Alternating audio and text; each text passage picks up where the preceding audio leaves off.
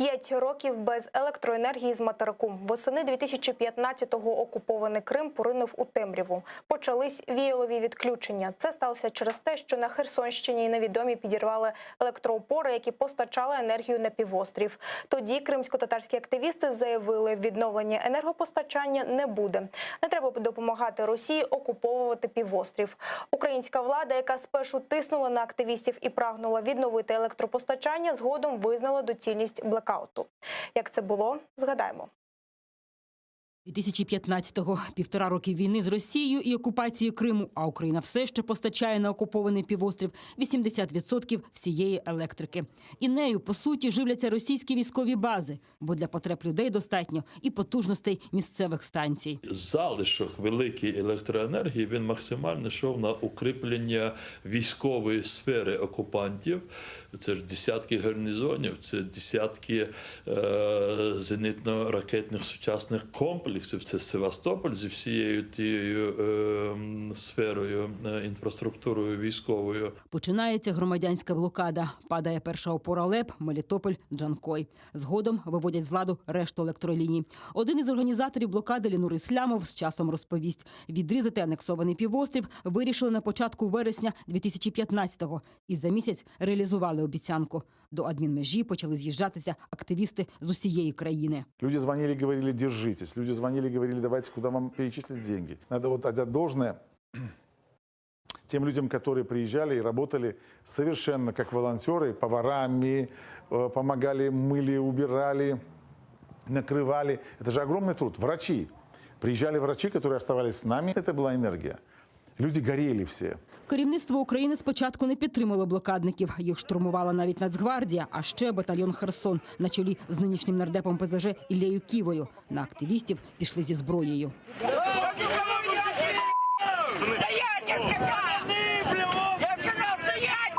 Позиція влади змінюється в грудні 2015-го. Росії ставить ультиматум. Буде постачання, якщо вона визнає Крим українським.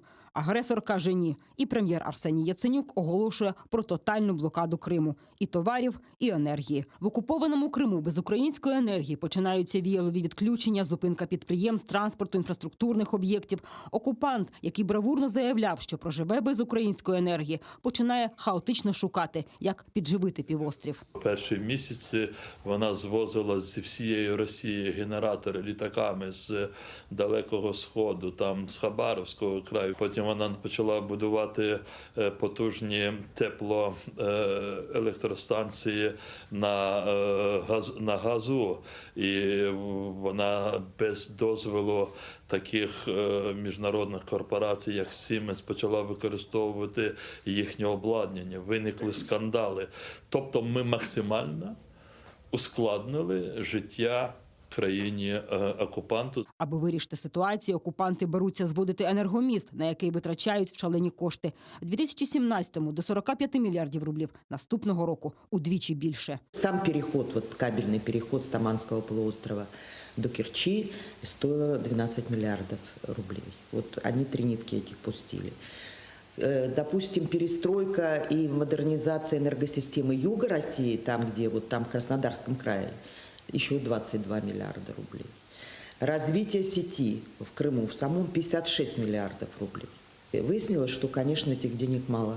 Енергоміст проблеми не вирішив. Блекаути трапляються і донині. Військові бази на півострові зростають і тягнуть енергію. А в аномальну спеку потужності енергомосту не витримують навантаження. Окупанти починають тиснути на нелюдяність української влади, яка буцімто не жаліє кримчан. Були багато спекуляцій относительно того, що дескать, прекращать поставку электроэнергии, воды, продуктов питания. Это негуманно, ибо там наши граждане. Я хотел бы напомнить, что в соответствии с международными нормами всю ответственность за социальное, политическое, правовое положение людей в оккупированной территории полностью несет оккупант. Окупований Крим стає тягарем – фінансовим та політичним – для російського агресора та кримської влади колаборантів. І поки агресор не вийде з півострова, ситуація для нього гіршатиме. Бо Україна ніколи не визнає Крим російським і не дасть про це забути цивілізованому світу. Жодний правитель України, хоч це президент, чи прем'єр-міністр, чи політики, народні депутати, жодний жоден з них не осмілиться настільки, скажімо, знаєте, поставити хрест на майбутньому України. 6 років окупації Криму показали, солодкі обіцянки агресора обернулись бідою. Блекаути і перепади напруги, пустують залізничні та автовокзали. Без дніпровської води виходять з ладу систему меліорації. Постійна посуха знищує будь-які перспективи сільського господарства. Ще максимум 10 років окупації, і Крим повернеться до того ж жалюгідного стану, яким його передали Україні у березні 1954 року.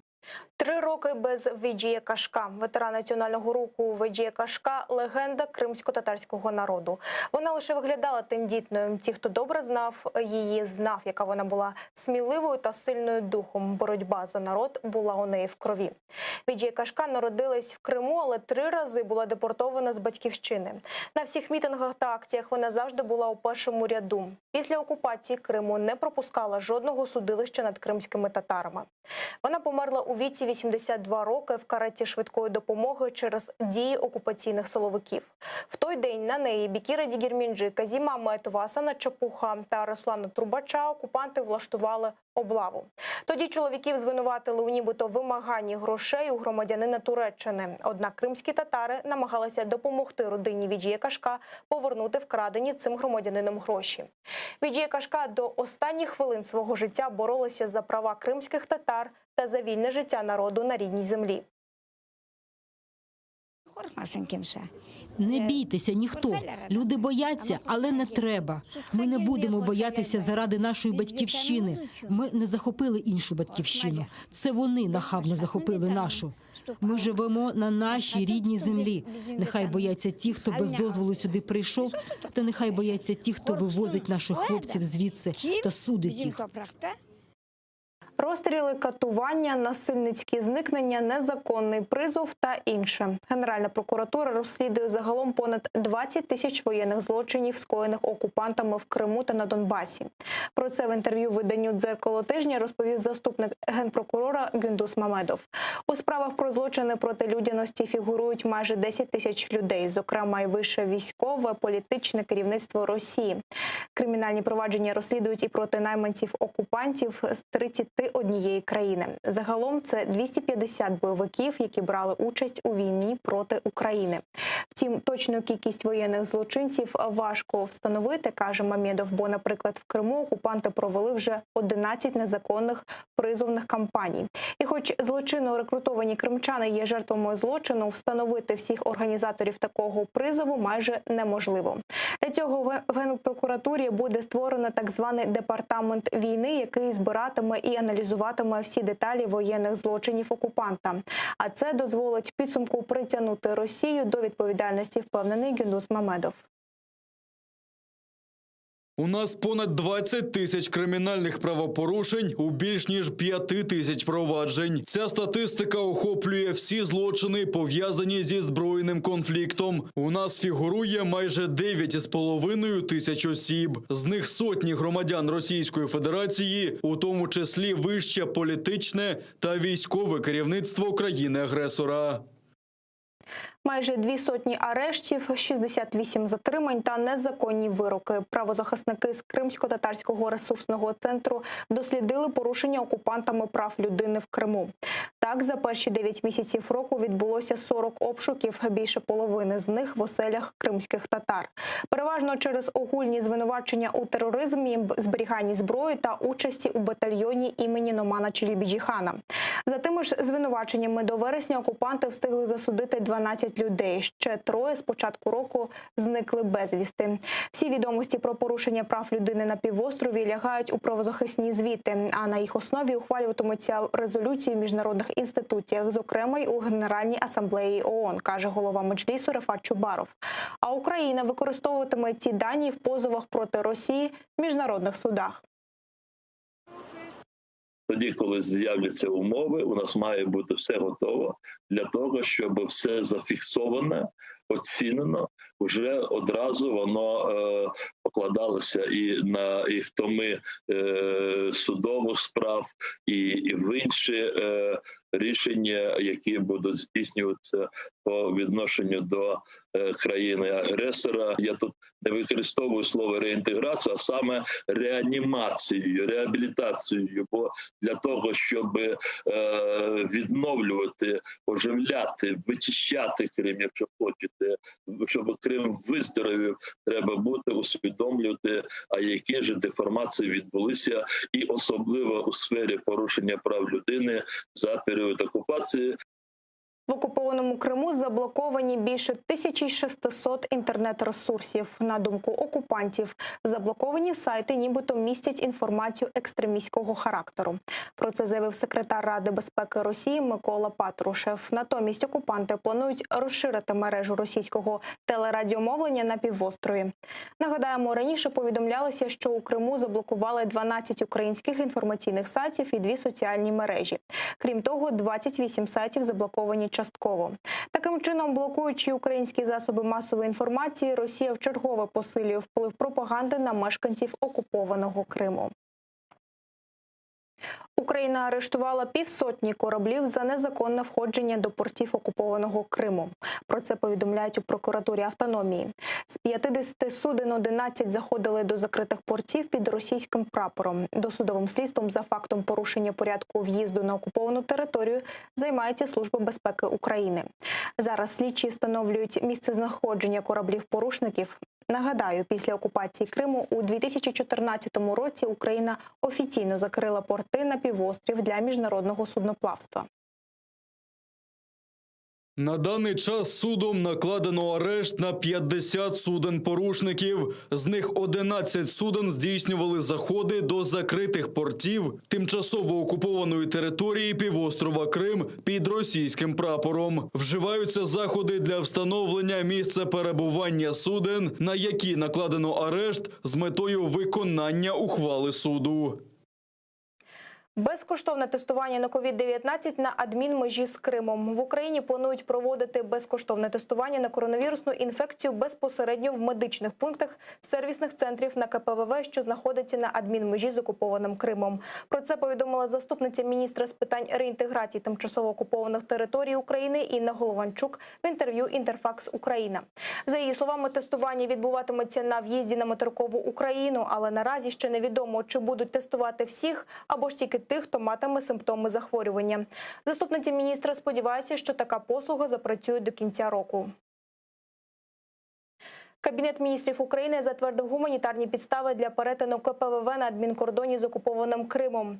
У представництві президента повідомляють, що наразі всі КПВВ працюють у штатному режимі. Діє лише одне обмеження – встановлення програми «Дії вдома» для проходження самоізоляції. Ухвалені ж Кабміном гуманітарні підстави повинні спростити перетин адмінмежі у разі їх закриття. А наявність підстави перетину по можливості повинна бути документально підтверджена. У разі виникнення додаткових питань при перетині КПВВ необхідно звертатись до представництва президента України в Автономній Республіці Крим. Повний перелік підстав гуманітарного характеру можна побачити на екрані. З метою воз'єднання сім'ї, зокрема у разі спільної подорожі членів сім'ї, за наявності підстав для перетину контрольного пункту хоча б одного члена сім'ї. У разі повернення до місця свого проживання громадян України та членів їх сімей, місце проживання яких в установленому законом порядку зареєстровано за межами Автономної Республіки Крим, чи фактичне місце проживання, перебування яких відповідно до довідки про взяття на облік внутрішньо переміщених осіб розташовано за межами Автономної Республіки Крим. У разі важкої хвороби, смерті близьких родичів.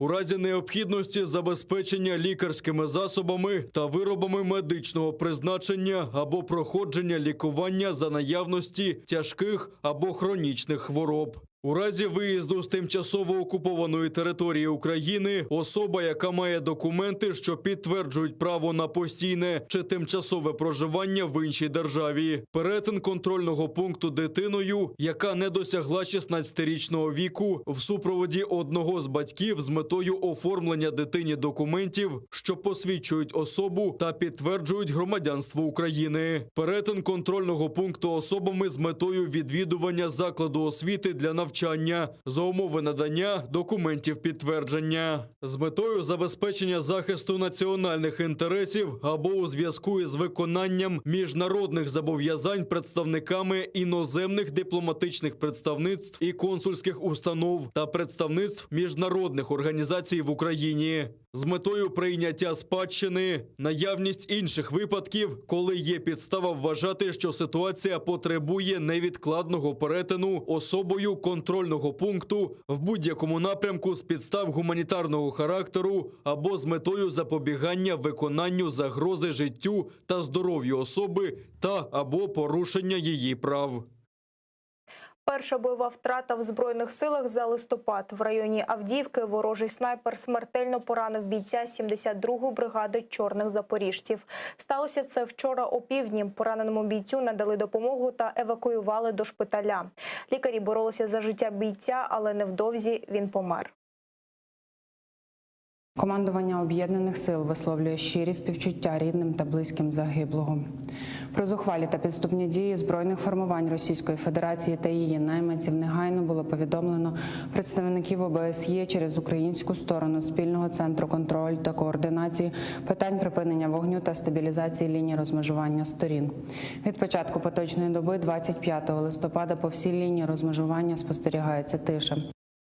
Добрий динозаврик заговорить кримсько-татарською. Вже за місяць в ефірі дитячого телеканалу «Ля-Лє» з'явиться одноіменний діснеївський мультфільм рідною мовою. На телеканалі вирішили не просто дублювати з англійською, а й навіть адаптувати імена. Все для того, аби найменші глядачі мали можливість чути рідну мову змалечку. Втім, теми закладені зовсім не дитячі. Зокрема, шлях додому та поборювання на шляху всіх труднощів. За дубляжем нового проєкту телеканалу «Ля-Лє» спостерігали наші журналісти. Чолпа! Cenazeci Yok, bit! çıban. Arsız! Ucur. Sasık! Deli. Korkak! Melevşe. Tiken! Çıkın. Benek! Benek! Мында кел, Бенек, мында кел! Всього за 2 місяці динозавр Арлоу заговорив кримсько-татарською і вже невдовзі порадує глядачів телеканалу «Ля-Лє». Це альтернативна історія нашої планети, де люди так і залишились на печерному рівні, а світ населений розумними динозаврами. В Арлоу попереду довгий шлях, і починається він з трагедії – втрати батька.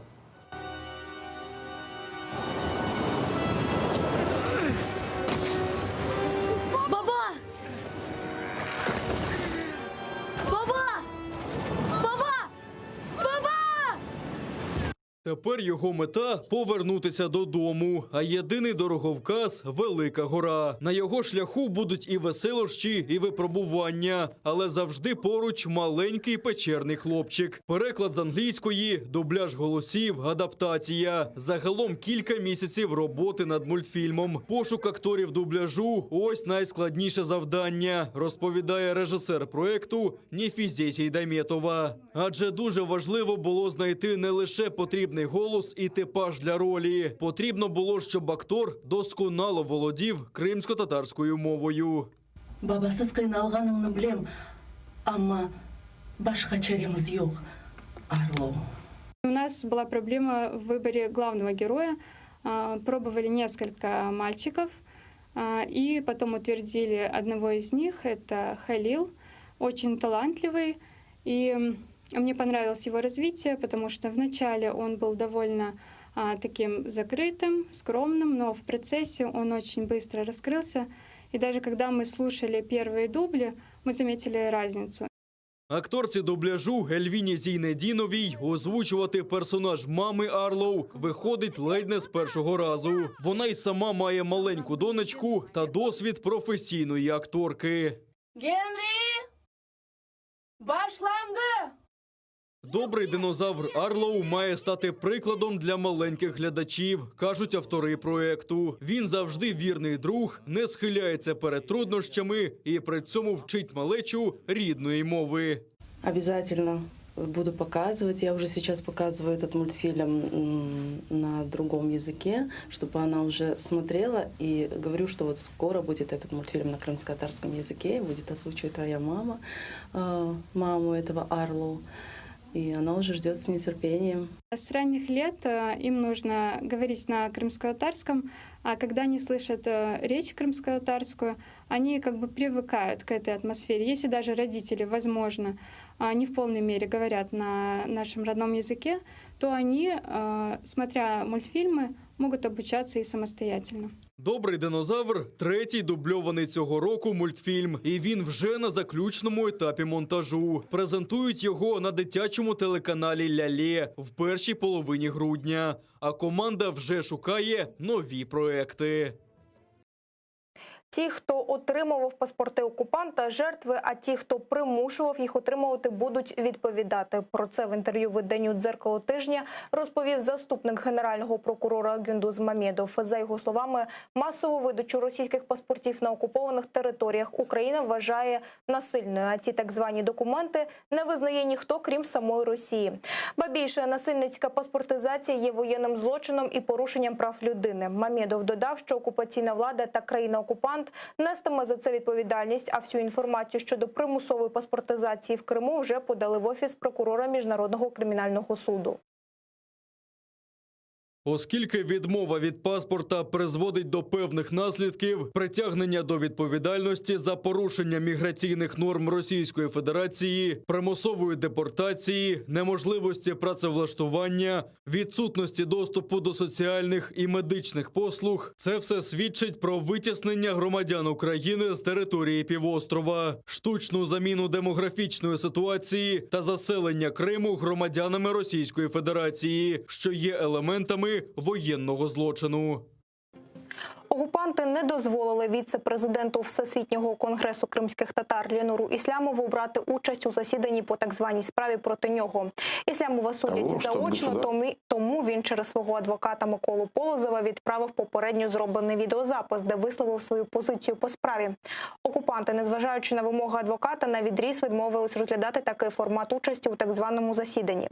Нагадаємо, окупанти звинувачують віце-президента Всесвітнього конгресу кримських татар Ленура Ісламова в нібито організації незаконного збройного формування, здійсненні диверсійних дій, а також закидають публічні заклики до здійснення екстремістської діяльності. Блокировали опоры, мы это не скрывали. Абсолютно. Подрывали опоры, это вы. Это вы подрывали вообще веру в то, что называется человечеством, создание незаконного вооруженного формирования. Гражданское формирование «Аскер» создано по закону Украины и на территории Украины. Все уставы и все документы у нас имеются и присутствуют.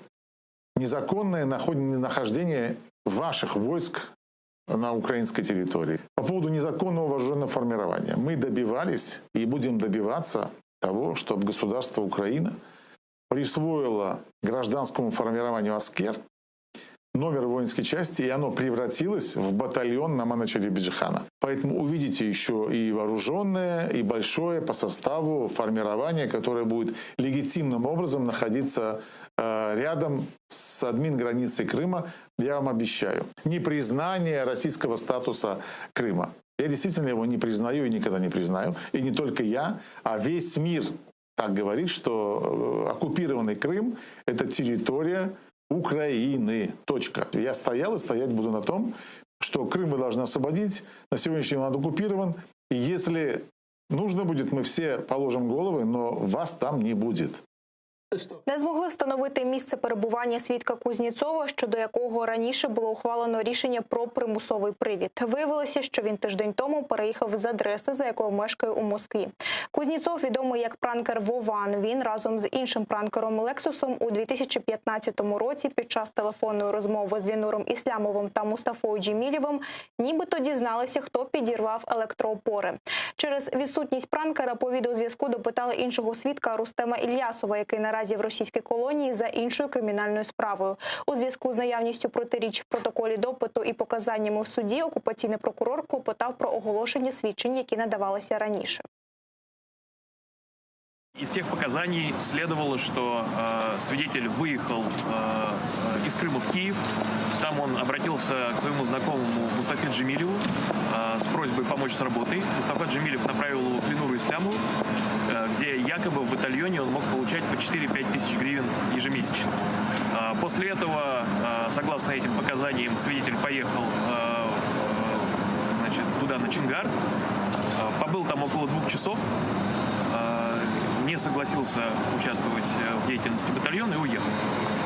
Когда сторона защиты поставила перед свидетелем дополнительные вопросы относительно того, подтверждает он или не подтверждает данные ранее показания, он заявил о том, что он таких показаний не давал, что он считает, что Ленур Ислямов очень хороший человек и никому вреда никакого причинить никогда бы не смог, и все в Крыму уважают его.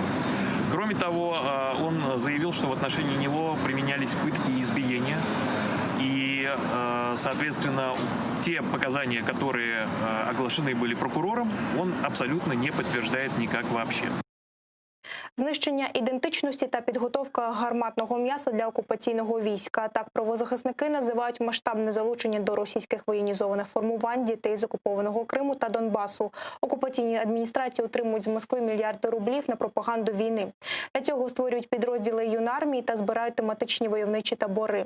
Це грубе порушення прав дітей, а подальше їх залучення до окупаційного війська – воєнний злочин. Про знущання над ідентичністю дітей та як їм може допомогти Україна – дивіться далі у сюжеті.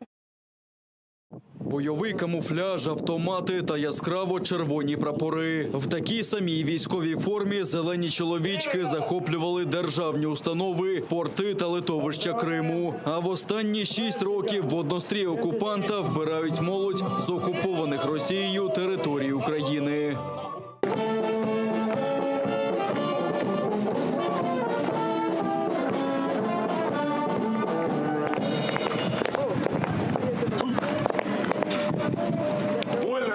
А це Сімферополь. Юнаки в блакитних беретах російських десантників змагаються у влучності стрільби.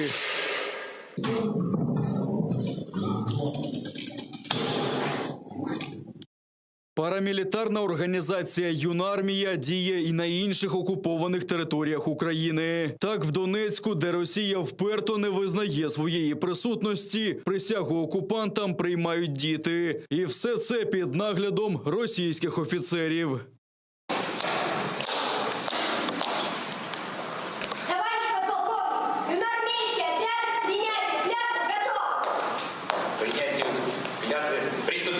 Все це грубі порушення Конвенції про права дітей, кажуть фахівці Кримської правозахисної групи. Стаття 38 гарантує додержання прав дітей з окупованих територій, а держава-окупант не може залучати їх до пропаганди війни та зневаги до міжнародного права. Росія повністю цим нехтує, і вона виховує в дітях таке позитивне сприйняття акту агресії і окупації. І вони кажуть, що це перемога, що це досягнення. І на це теж виділяються величезні кошти в бюджетах всіх рівнів. На цю зміну ідентичності проводять на цю зміну ідентичності і пропагування акту окупації як чогось такого доброго і хорошого. Мета юнармії, військових таборів та інших парамілітарних організацій в майбутньому поставити під рушницю молодь. Таким чином вирощують майбутнє гарматне м'ясо окупаційного війська, кажуть правозахисники. Всі ці гуртки та організації ставлять у приклад російську армію, а правозахисники помітили, що збори найбільше проводять в районі базування окупаційних сил в Джанкої та Севастополі. Все це потребує колосальних коштів, а на наступні 5 років в російському бюджеті передбачено 1,5 мільярда рублів на пропаганду війни в Криму. Тільки на пропагування служби в армії держави-окупанта тільки в одному місті Ялта за 1 рік витрачено 1 мільйон рублів. А таких, це тільки грант від президента Росії однієї громадської організації. Мільйонні бюджети виділяються на міністерство, так зване Міністерство спорту Криму, Міністерство освіти Криму, на те, щоб проводити ці всі мілітаристські заходи, якісь спартакіади, розвивати ці воєнно-прикладні види спорту, які, в принципі, заключаються в тому, щоб дитина вчилася ходити строєм, носити форму і розбирати автомат Калашникова. На злам свідомості та ідентичності працює вся освітня машина окупаційної влади. Військові гуртки у школах, юнармія, інші організації щороку рекрутують сотні юних кримчан. А за них може і має боротися Україна, каже голова освітнього центру «Альменда» Валентина Потапова. Є привабливі умови для вступу, але має бути більше освітніх онлайн-курсів та програм. Валентина Потапова також пропонує автоматично замінювати шкільні документи, видані в окупації, на українські, щоб таким дітям було простіше інтегруватися. Чи може дитина, яка не хоче вступати, отримати за спрощеною системою такий документ? Ні, не може. Чи можна вирішити це питання? Так, можна. Механізм, який існує, його можна поширити на всіх дітей, які хочуть і бачать себе з Україною і бачать своє майбутнє в Україні. А ті, хто залучав дітей до войовничих організацій та організовував злочинний призов до війська окупанта, мають бути покарані, кажуть правозахисники. Це має стати елементом у стратегії України щодо звільнення окупованих територій. А до того часу необхідно ініціювати окремий пакет міжнародних санкцій про мілітаризацію окупованого Криму та Донбасу. Вони мають бути як секторальними, так і персональними, щоб кожен причетний до таких злочинів знав, що йому доведеться за це відповідати. Прокуратура Криму та Севастополя повідомила про підозру військовому зраднику, який наразі обіймає посаду комісара в Криму по Чорноморському та Роздольницькому районах. Його звинувачують у порушенні законів та звичаїв війни, зокрема у примушуванні осіб служити в Збройних силах держави-окупанта. За інформацією прокуратури, так званий військовий комісар організував 8 призовних компаній кримчан на строкову службу до Збройних сил Росії. Вказані дії чоловік вчиняв всупереч статті Женевської конвенції, яка категорично забороняє державі-окупанту примушувати цивільне населення служити в їх збройних силах. Санкція статті передбачає покарання на строк від 8 до 12 років позбавлення волі.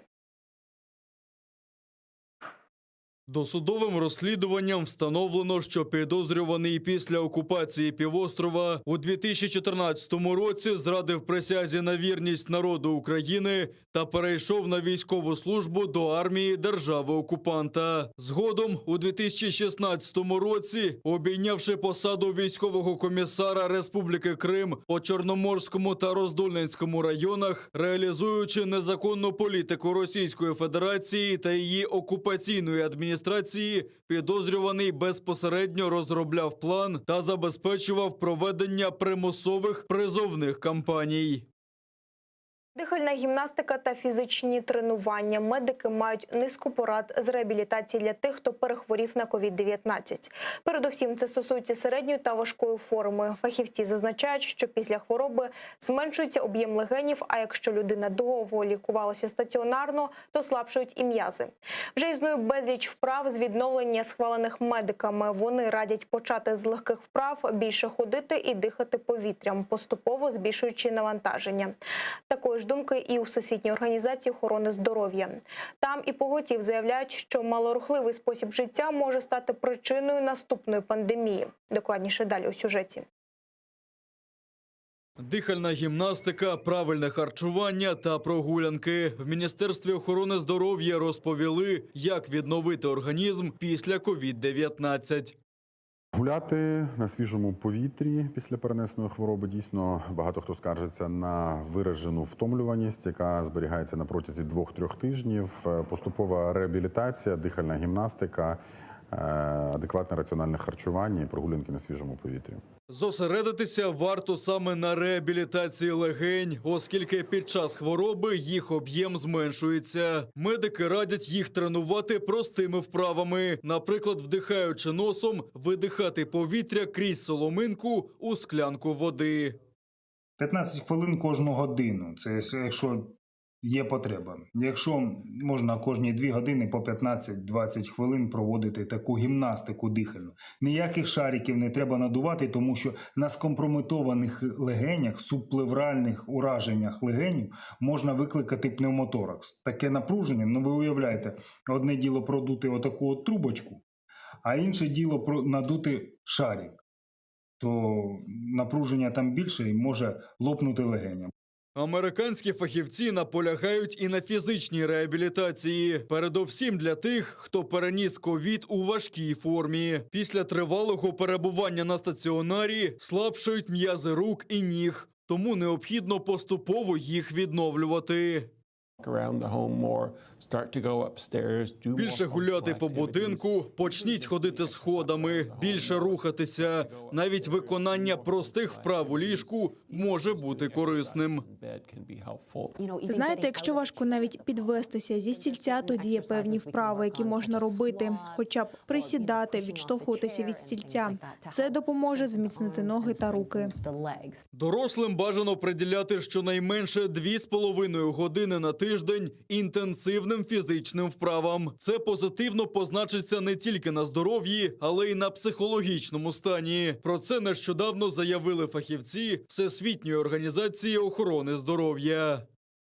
Займаючись будь-якими фізичними вправами, можна відновитися після тривалого сидіння. ВООЗ закликає всіх зберігати активність під час пандемії COVID-19. Якщо ми не будемо залишатися активними, ми ризикуємо створити ще одну пандемію, викликану малорухливим способом життя. В цілому ВООЗ оновила відразу кілька рекомендацій в сфері фізичного здоров'я. Літнім людям старшим за 65 років рекомендується зміцнювати м'язи і робити вправи на рівновагу та координацію. Фахівці рекомендують робити вправи, використовуючи підручні засоби, меблі або сходи. Крім цього, знадобляться трекери фізичної активності. Це не лише допоможе контролювати серцево-судинні захворювання, цукровий діабет другого типу і рак, але також зменшить симптоми депресії і занепокоєння, скоротить ризик когнітивних порушень, включаючи хворобу Альцгеймера, і поліпшить пам'ять. За даними ВООЗ, кожен 4-й дорослий і 4 з 5 підлітків недостатньо рухаються. У судакській лікарні через недбалість лікарів померла 2-річна Аміна Османова. Про це написала мати дівчинки Ельзара Османова на своїй сторінці у Фейсбуці. Це сталося 6 листопада. У дівчинки були симптоми застуди. Через слабкість та тяжке дихання її відвезли у місцеву Тарахташську амбулаторію.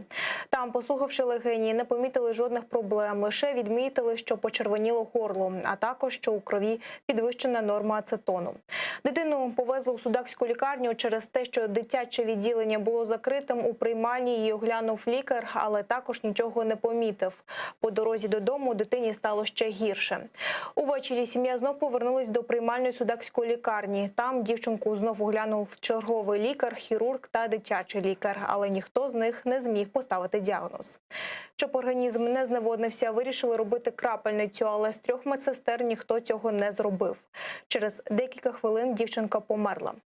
Судмедекспертиза встановила, що дитина померла від ендотоксичного шоку, а ліва легеня повністю згоріла. У неї була пневмонія.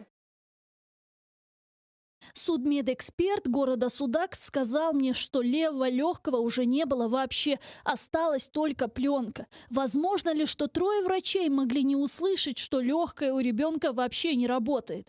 Как и любой родитель, обращаясь за помощью к врачам, я хочу верить, что они специалисты, и они вылечат моего ребенка. В городе, где количество детей растет, где открывают новые детские сады и школы, не может быть закрыто педиатрическое отделение в больнице.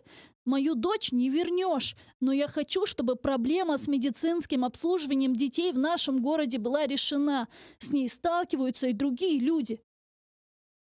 Через смерть дитини окупаційні правоохоронці почали перевірку. Вони повинні дізнатися, чи була недбалість лікарів. За словами матері загиблої дівчинки, ніхто з медиків не перевіряв, чи є в крові необхідний рівень оксигену. Окрім цього, через те, що в лікарні не було дитячого лікаря та медсестри, ніхто не зміг поставити дитині крапельницю.